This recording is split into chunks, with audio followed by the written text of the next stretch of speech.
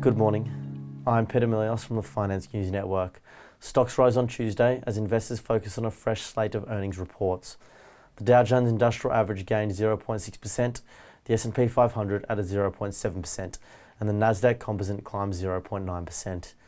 Coca-Cola reported earnings and revenue that topped estimates, sending the stock up 2.8%. Spotify, meanwhile, popped 10% after the audio streaming giant posted third quarter results that beat expectations. General Motors shares ticked down 2.3% following better than expected third quarter results. The company pulled its full-year outlook amid rising costs due to United Auto Workers union strikes, however. Alphabet and Microsoft are among companies that posted results after the market closed. Alphabet reported an 11% growth in revenue, marking its return to double-digit growth for the first time in over a year, with both sales and profits surpassing analyst expectations. However, the stock declined in after-hours trading due to disappointing cloud revenue. Microsoft's net income jumped 27%. The company's Azure cloud revenue growth accelerated after 2 years of deceleration. The shares have jumped as much as 5% in extended trading. Other tech names reporting this week include Amazon and Meta.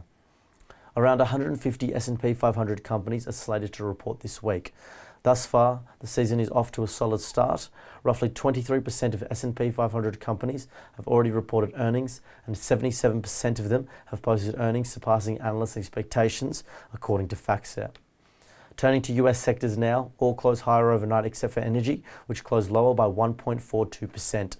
Utility was the best performer of the bunch, closing higher by over 2.5%.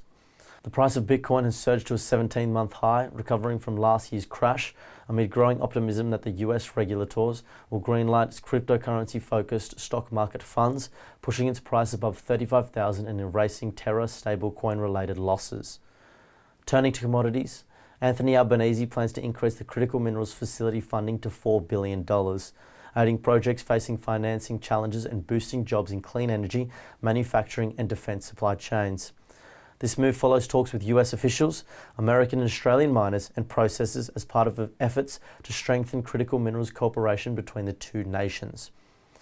And China is increasing its strategic cobalt stockpiles, with the National Food and Strategic Reserves Administration purchasing around 3,000 tons of cobalt after discussions with producers and traders in Beijing, aiming to capitalize on a more than 60% drop in global cobalt prices since May last year, driven by increased supplies from countries like the Democratic Republic of Congo and Indonesia.